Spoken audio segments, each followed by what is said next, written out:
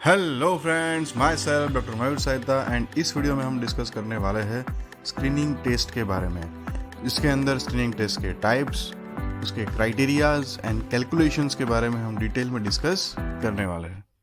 सबसे पहले हम देखते हैं types of the screening test, और उसमें सबसे पहला है मास स्क्रीनिंग, जिसके अंदर अब हम मास मतलब कि होल ऑफ द पॉपुलेशन को जो है वो स्क्रीनिंग करने के लिए ले लेते हैं without any risk factor.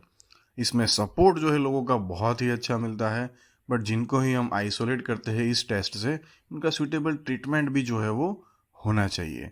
But जब हम इसके रिसोर्सेज यूटिलाइजेशन और यूज़फुलनेस को देखते हैं तो बहुत ही कम यूज़फुल है। इसके बाद दूसरी जो है वो हाई रिस्क स्क्रीनिंग, सबसे प्रोडक्टिव, सबसे effective based on the epidemiological research. जैसे कि सर्वाइकल कैंसर जो है वो लोअर सोशियो इकोनॉमिक विमेन के अंदर जो है वो ज़्यादा है, तो उनके अंदर ही पैप स्मीयर जो है वो टेस्ट मेनली करना। तो इसमें हाई रिस्क अप्रोच है, तो आप एक प्रिवेंटिव एस्पेक्ट भी जो है वो उनके साथ डिस्कस कर सकते हो, इजीली अप्लाई कर सकते हो, एंड सबसे ज़्यादा ये इकोनॉमिकल भी है। तीसरी जो आ जाती है that is the multi phasic screening, जिसके अंदर जो है वो हम एक से ज़्यादा जो है वो स्क्रीनिंग टेस्ट को कॉम्बिनेशन में यूज़ करते हैं। जैसे जिसके अंदर क्वेश्चनर भी, क्लिनिकल एग्जामिनेशन, इन्वेस्टिगेशन सब कुछ साथ में। एग्जाम्पल जैसे कि आप किसी पर्सन का जो है वो blood test, urine test, lung function सब कुछ साथ में करा लो। तो बहुत ही पॉपुलर है आजकल, जैसे कि फुल बॉडी चेकअप, बट इसके अंदर कॉस्ट जो है वो बहुत ही ज़्यादा बढ़ जाती है। कभी कभार हम पर्सन के अंदर ऐसा टेस्ट भी करा सकते हैं कि जिसका हम जस्टिफिकेशन भी नहीं दे सकते, बराबर। सो आजकल सबसे ज़्यादा जो है वो मल्टी फिजिक स्क्रीनिंग भी बहुत यूज़ होती है। क्राइटेरिया फॉर द स्क्रीनिंग जो कि दो है, disease related and the test related. तो सबसे पहले तो वो डिजीज़ जो है वो एक इम्पॉर्टेंट पब्लिक हेल्थ प्रॉब्लम होना चाहिए, उनकी कंफर्मेशन टेस्ट, अर्ली रिकॉग्नाइज होने की कैपेसिटी, और उसकी एक इफेक्टिव ट्रीटमेंट अवेलेबल होनी चाहिए। वरना इफेक्टिव ट्रीटमेंट के बगैर स्क्रीनिंग करने का कोई मतलब नहीं होता। लेटेंसी मतलब कि हमको डिक्लेयर्ड डिजीज़ और उनके बीच में एक टाइम मिलना चाहिए। उसमें भी एक क्लियर पॉलिसी होनी चाहिए कि भाई इससे रेंज के इस तरफ है तो ट्रीट नहीं करना है, इससे इस तरफ है तो ट्रीट करना है। वो एक क्लियरली डिफाइंड होना चाहिए। और जो हमने डिटेक्ट कर लिए, जिनको ट्रीटमेंट दी, वो भी बेनिफिट होने चाहिए। ये टेस्ट सब जगह अवेलेबल होनी चाहिए। सो बेनिफिट्स जो है वो रिस्क से ज़्यादा होने चाहिए। टेस्ट रिलेटेड अगर मैं बात करूं, तो जो भी टेस्ट आप इस स्क्रीनिंग के लिए करते हो, सबसे पहले लोग उसको एक्सेप्ट करने चाहिए, बराबर ना। जैसे कि मैं एग्जांपल दूं कि भाई आप रेक्टल एग्जामिनेशन या प्रोक्टोस्कोपी को as a screening test use करेंगे, लोग एक्सेप्ट ही नहीं करेंगे। दूसरी है कि वो टेस्ट आप रिपीटेबिलिटी, उसको बार बार कर कर पाने चाहिए, और जब भी आप वो करें तो एक प्रिसीजन होना चाहिए, उसमें सेम ही रिजल्ट हमको जो है वो मिलना चाहिए, और उसके अंदर वेरिएशंस एंड एरर्स जो है वो सबसे मिनिमम होनी चाहिए। अब हम एक एग्जांपल लेके जो है वो इसको डिटेल में समझते हैं कि भाई टोटल पॉपुलेशन आपने एक 10,000 ले ली, उसमें से 140 जो है वो डिजीज्ड है। आपने स्क्रीनिंग टेस्ट जो है वो उसमें अप्लाई की, और उस टेस्ट की मदद से हमको 140 में से 100 जो है वो पॉजिटिव मिले, और जो रिमेनिंग नॉन डिजीज्ड जो है उनमें से भी हमारे टेस्ट ने जो है वो 20 को जो है वो पॉजिटिव रिजल्ट दिया। तो अब सारे जो इंडिकेटर्स जो है, सेंसिटिविटी, स्पेसिफिसिटी, ये सारा कैलकुलेट करके जो है वो आप डेमोन्स्ट्रेट करिए। तो सबसे पहला टास्क है आपका इसके अंदर टेबल फॉर्मेशन करना। डिजीज को जो है वो आप वर्टिकल पे, स्क्रीनिंग टेस्ट को जो है वो आप हॉरिजॉन्टल पे रख दीजिए।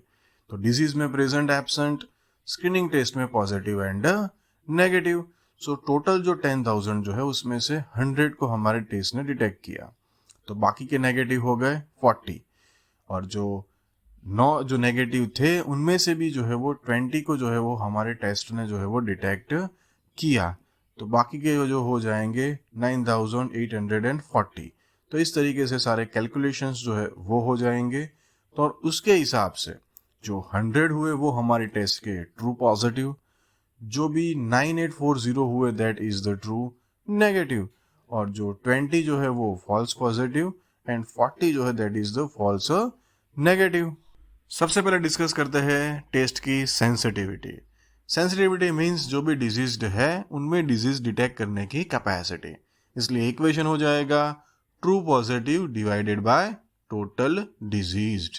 तो इस केस के अंदर जो है वो आप 100 डिवाइडेड बाय 140 और मल्टीप्लाई बाय 100 तो 71.4%।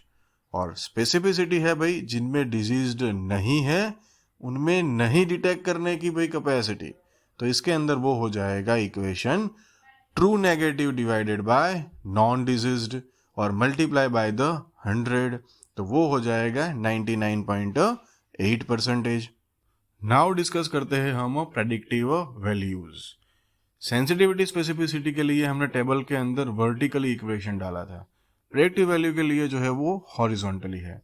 जैसे कि पॉजिटिव प्रेडिक्टिव वैल्यू के लिए true positive divided by the total test positive, मतलब हमारी टेस्ट ने जो है वो 100 प्लस 20 मतलब टोटल जो है वो 120 को डिटेक्ट किया था, उसमें से 100 दैट मीन्स वो आ जाएगा positive predictive value will be 83.3%।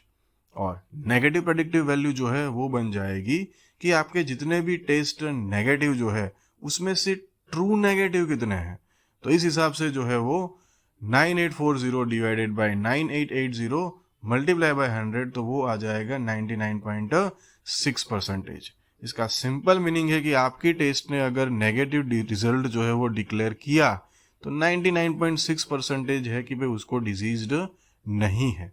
और अगर आपकी टेस्ट ने जो है वो पॉजिटिव डिटेक्ट किया है तो उसमें से हम बोल सकते हैं कि 83.3% जो है वो पॉजिटिव होने के चांसेस है।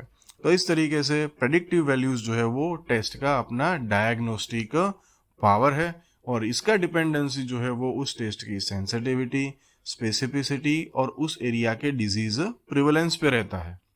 अब हम डिस्कस करते हैं फॉल्स नेगेटिव। तो इसका इक्वेशन क्या हो सकता है कि जितने भी फॉल्स नेगेटिव है डिवाइडेड बाय टोटल डिजीज्ड, तो बन जाएगा इसके अंदर 40 divided by 140 multiply by 100 that will be 28.6%। बराबर, मतलब कि हमारी टेस्ट जो है वो अगर नेगेटिव रिजल्ट भी डिक्लेयर करती है तो हम बोल सकते हैं सिंपली कि भाई 28% में वो जो है वो फॉल्स नेगेटिव भी हो सकता है, मतलब कि आपको डिजीज है बट जो है वो आपको नेगेटिव डिक्लेयर किया है। फॉल्स पॉजिटिव की हम बात करें तो आपके जो फॉल्स पॉजिटिव है divided by total non diseased, तो इसके अंदर जो है वो 20 divided by 9860 multiply by the 100 that will be 0.2%। मतलब कि टेस्ट जो है वो हमारी फॉल्स पॉजिटिव बहुत ही कम देती है, मतलब कि आपको जो है वो गलत तरीके से जो है वो डिजीज लेबलिंग जो है वो नहीं होगा। तो इस तरफ से हम बोल सकते हैं कि क्लिनिशियंस के लिए जो है वो ये बहुत ही यूजफुल हो जाता है फॉल्स पॉजिटिव फॉल्स नेगेटिव। बराबर, सो फॉल्स नेगेटिव वाले जो है वो कभी कभार उसका प्रॉब्लम है कि भाई उनको साइन एंड सिम्टम्स को जो है वो इग्नोर कर देते हैं, बोलते भाई हमको तो जो है वो डिजीज है ही नहीं, हमारा तो टेस्ट जो है वो नेगेटिव आया है। बट अगर उस टेस्ट का फॉल्स नेगेटिव ज़्यादा है तो हो सकता है कि आपको डिजीज्ड हो। लास्टली इसके अंदर हम डिस्कस करते हैं इस टेस्ट के यील्ड के बारे में। मतलब यील्ड का सिंपली मीनिंग यही होता है कि पहले जो अनरिकॉग्नाइज्ड अनडिटेक्टेबल केसेस कम्युनिटी के अंदर थे आपने स्क्रीनिंग टेस्ट अप्लाई करके उनको कैच किया है ना। तो इसका जो मेन डिपेंडेंस जो है वो टेस्ट की सेंसिटिविटी, स्पेसिफिसिटी एंड इंडिविजुअल्स का पार्टिसिपेशन, डिजीज का प्रिवेलेंस इस पे रहता है। सिंपली मैं एक एग्जांपल देके आपको समझाता हूँ कि जैसे कि आप डायबिटीज़ का किसी एरिया के अंदर स्क्रीनिंग कर रहे हो तो उसके अंदर आप एज ग्रुप जो है जस्ट डिफाइन कर दो कि भाई हम 40 इयर्स अबोव के लोगों का ही स्क्रीनिंग करेंगे, तो उससे क्या होगा कि हम यील्ड जो है वो इंक्रीज कर सकते हैं। तो आई होप कि आप सबको जो है वो वीडियो समझ में आ चुका होगा। Thanks for listening.